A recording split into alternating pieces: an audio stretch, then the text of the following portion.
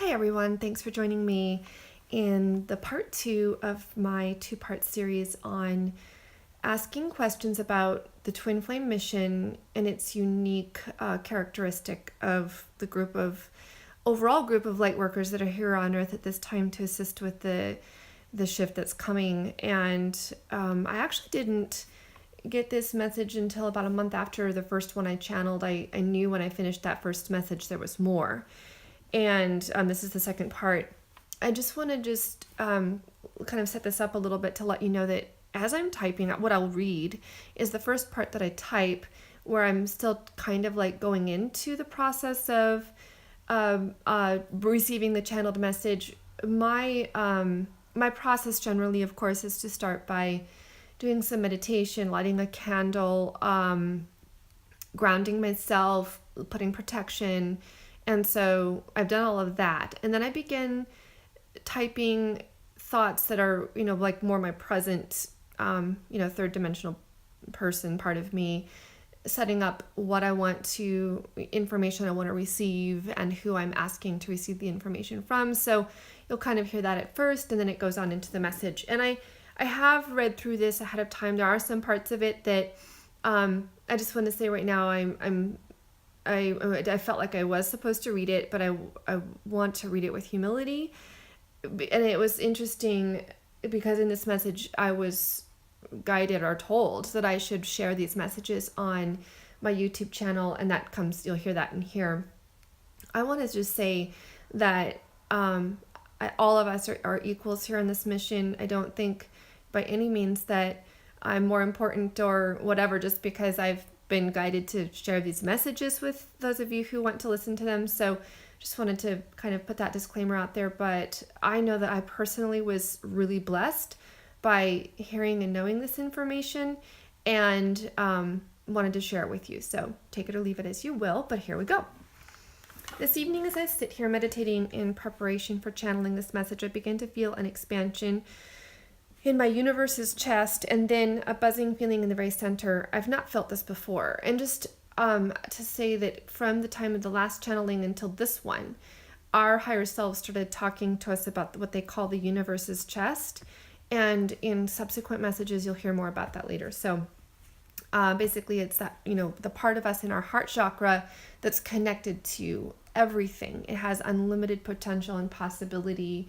And they really talked a lot about the difference of thinking with our earthly mind versus thinking through our universe's chest. That's the term they used. I asked Aria, my higher self, if I was ready and able to receive the clear messages, and she said yes, but then corrected herself because there will always be some distortion from the higher realms to this one. But she said that 80 to 90% accuracy will be had in the messages that come through. She also pointed out that distortions aren't a bad thing. They provide us markers for seeing when and where and how we've grown. I understand this because I look back on messages I received this way before and realize when and to what extent my earth mind affected the messages, and now that I see them, I'm able to understand when and where and how much I've grown. At this point of time, I wish to express my utmost thanks and gratitude to my higher self and my entourage who have come to assist me with this journey. And I thank you for sustenance and support, for your love and protection. And I ask Archangel Michael, Ariel, Raphael, and Gabriel to be with me now and to place a barrier of protection around me as I receive this message. Now I wish to call on the high beings who oversee the Twin Flame Mission Impossible and ask that we continue to talk from the point in the other evening where we left off about the Twin Flame journey, what it's about, and what special purpose it serves. Although I've gained deeper understanding on my own and from joint channelings with my higher self with Lisa, I wish to receive more direct insights. For some reason this seems important, or perhaps it's just my curiosity, but I want to know more about why we're here and what the hell we're doing. Dear one, you have asked for answers, and answers you will receive. Let the words flow through you, and do not worry about what your fingers are doing, as they will automatically respond to the thoughts that we put in your mind on this topic. It is only for you to trust that the things will come through, and the more you surrender to the flow that comes up from within you as we work in this manner, the better, and more clearly the messages will be when you read them aloud later. You have wondered what is special and unique about the Twin Flame connection and how and have had many correct realizations in this regard. But we will spell it out for you more specifically and in detail for your own sake, and for the sake of others who will hear the message from your lips, because indeed you should share this. We have guided you to start the Send Me to Unite channel, and it is for this purpose that you should also share these messages, as there are many who will be encouraged and receive important enlightenment through the words you speak. You have a tone to your voice that encodes the light that others receive when they hear it, so it is not only the words that you speak, but it is the vibration within them that are of aid and help to those who need it. You have many brothers and sisters on this journey who have connected with you through the channel and the messages you speak, as well as to others. There are key individuals who have been truly called to spread the light. Your mission is of utmost importance in the world at this time, and we are approaching and closing in very quickly on the key events that have been lining up to propel Earth forward into the rapidly unfolding ascension process like never before. It has indeed been slow going for some time. There were many heavy and dark energies, and there still are, that have held progress back. This has greatly impacted the Twin Flame mission and journey, as yours is one with the entire process of ascension that is unfolding on planet Earth or Terra now at this time. As we spoke before, this was a plan that was conceptualized before the dawn of time, when Earth was still in the earliest stages of development. It was seen then at this special dispensation, as it were, this mission project to ensure a harvest on Earth at the end of the age would be a possible requirement. Thus, it was necessary that a very large number of souls volunteer to aid and assist in the project should it be required. We were all involved in the formation of this planet in its earliest days as students or apprentices with the Ancient Ones, whose duty it was and is to oversee the development of all life within this solar system that Earth inhabits. Only a few of us chose to divide our souls in half, as I have told you before, because it is very risky business indeed. Still, you understand that you are whole individuals. You are not by any means incomplete or half. You do know, however, that have a much heavier weighted orientation to the masculine if you are masculine, or toward the feminine if you are feminine. This is not a bad thing, but a very useful tool in some ways. But there was and is some risk, or I should say a great risk, involved in that this split can make for a very great many more openings for situations that created certain energetic imprints or dynamics that caused much difficulty in overcoming. This is not such an issue when you are inhabiting the higher dimensions, but when you are in the lower dimensions, and after a number of lifetimes, it expresses itself in the results that are being felt now among the Twin Flame community. There is great wondering and questioning among you all if indeed you will ever physically reunite with your twin. Let me say this. As we spoke to you and Lisa today, it is imperative to understand that you do not truly need to be with your twin flame in the physical reunion in order to have a successful mission on Earth at this time. It is, however, a natural course. Union is the direction you are both headed. It is something on the horizon, as it were, for most twins. Most of you planned to experience long and lasting physical union on Earth in this lifetime.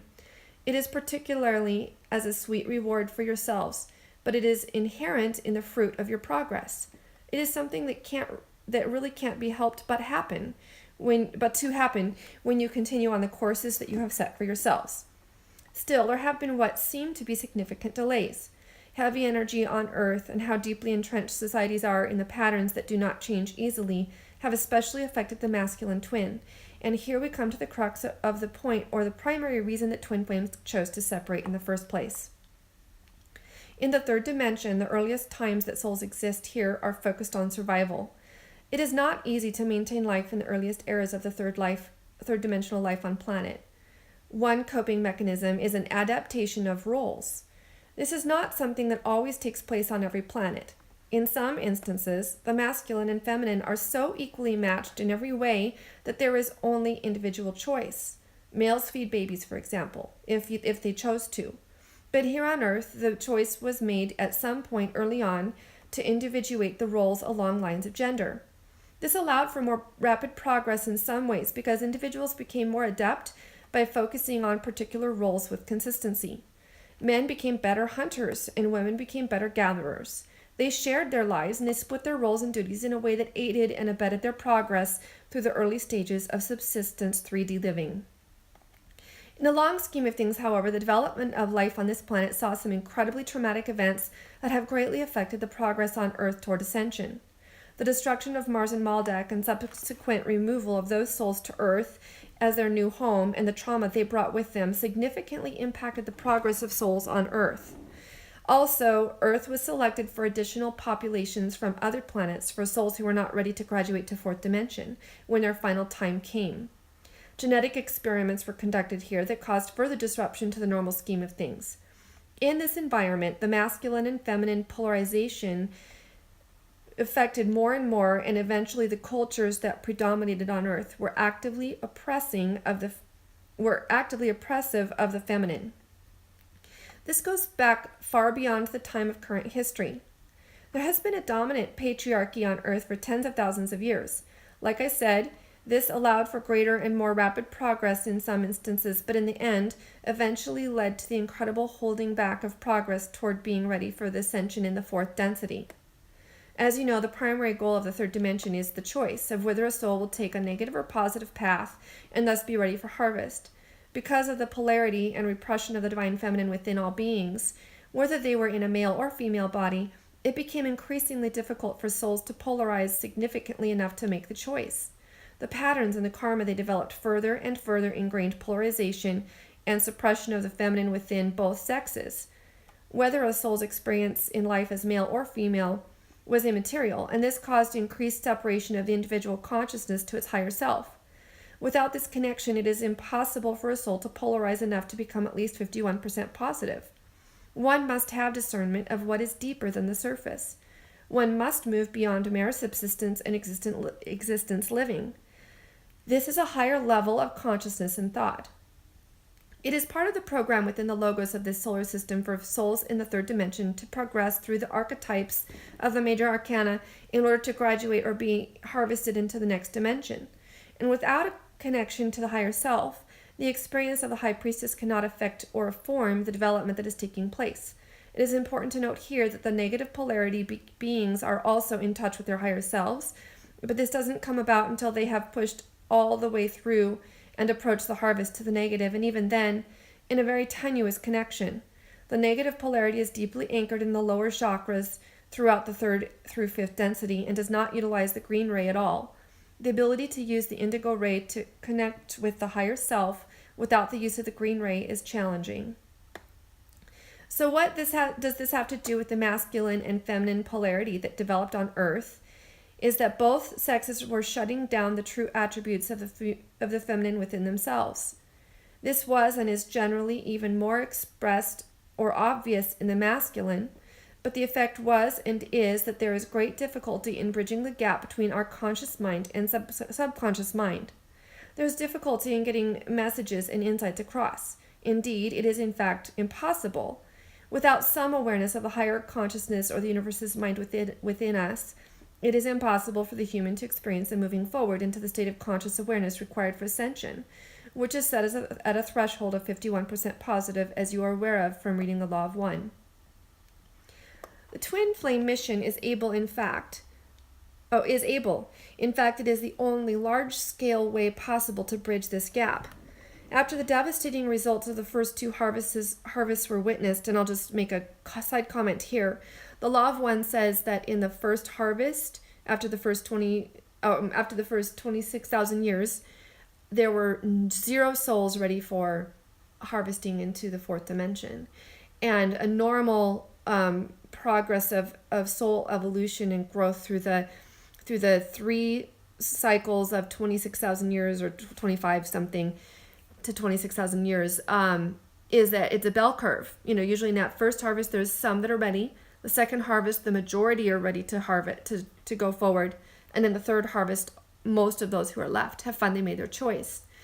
On Earth, there were nobody ready for harvest in the first series of 25,000 years. In the second series, only a handful, literally I think it was just a few hundred or less, were ready for ascension, but they chose to stay back.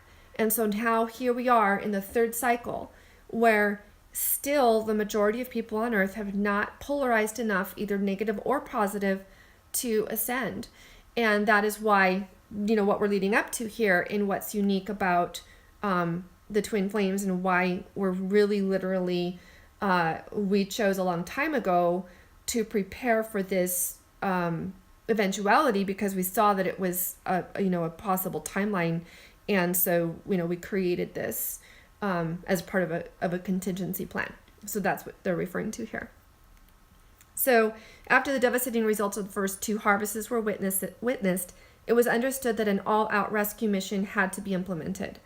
There are very few examples of this occurring anywhere else within the universe to the extent that it has here, which demonstrated an end result of the majority of people were harvested to the positive 4th dimension. I don't understand how that was worded. I think it's talking about in other places. There was and is still a risk here regarding the final outcome of this experiment.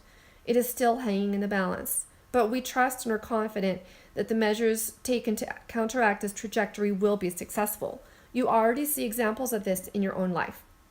So the twin flames can bridge this gap because they are able to truly have an effect on their counterpart in ways that other souls don't have. As the feminine awakens within her the connection to her source and her higher self, as she develops her intuition and learns to be in the universe's mind, she is able to support growth and forward movement in her twin, the masculine counterpart, even if it seems as if on the outside little has changed. The masculine twins are experiencing a varying degree of connection with their higher selves, but those who have little to none are still being propelled along the path by the connection that she has with hers. You are truly your soul's other divine feminine half, even though you possess separate bodies. He is still limited in progress made by his own choices, as he does have free will, but underneath it all, she is providing him a continual path on which to follow to move forward. It is like a snail who lays down a highway of slime in front of itself for it to move upon. In the case of twin flames, the feminine is providing the slime, but he still has to choose to follow it. Nevertheless, it is there if he wants to. I want to remind you again that you are both whole beings with a perfectly intact and usable masculine and feminine side. It is just that the unique feature of twin flames, which is relevant to the healing of the schism between the outward masculine and feminine, is through the ability of the feminine to impact and affect an unawares masculine counterpart. In the media now is proof that this is already having a tremendous effect on the world. The masculine is being called to face his inner demons. The oppression of women, of the feminine counterpart, is being brought to light. He is no longer able to remain hidden in the shadows and abuse of his power and get away with it. This is an effect of all the clearing and retemplating that twin flames and all of the support souls, the wanderers and the star seeds, light workers and twin flames have all done. It is also the effect of the energy pouring in from the higher realms. The light codes, the reprogramming of DNA on cellular levels is taking place, and a literal purge is happening. This is just the beginning. The eclipse had a huge impact on this as well, and now you will begin to see the results. As surely as the masculine on planet Earth is being affected by what is happening all over the planet, are your twin flame masculine counterparts being affected. Here it is no comfortable seat to sit back in and watch the show. They are forced to take a long, hard look at all their feelings as the actions they have taken either in this lifetime or others. It is all coming up to be released. As people like Harvey Weinstein are held up as a sacrifice, others will soon join. There will be chaos, but no one enjoys having everything they worked for to be destroyed. They will fight tooth and nail to keep the things they have held and protected for so long, but it is a crumbling castle. There are few left standing when this is all done. There are no one in power who will remain untouched and unscathed by the truth that is being revealed and coming to pass. Truth is coming out in everything. And that was all for that channeled message, and really all that I specifically asked and received for answering the question of really what the purpose of the Twin Flame mission is. But as you will see from more information that I will record and upload about the joint channelings that Lisa and I did together, you'll see that we touch on this over and over again. And so there's like a lot more pieces that keep and insights and like really deeper understandings about how it works, why it works, and what we're accomplishing. And one thing that I was so incredibly encouraged by this is that right now we still don't see, like, we haven't reaped the full benefit of this incredible work that we're doing. We know we've done incredible work. We've been raising our vibration. We've been clearing our energy. We've been clearing karma. We've gone through, hell like 7 times and back, it feels like, in this process. And, like in an outward sense, we still haven't been able to experience all of the results. But we're so close. And so having a better understanding of what it is we're doing and what we have already truly achieved, even though the results haven't fully come in yet, was extremely encouraging. I sense and feel that we are literally on the brink of starting to have all of this start to manifest in our reality through, especially through reunions with our twins, like truly coming into physical union. It's just simply a fruit of the work that we've done.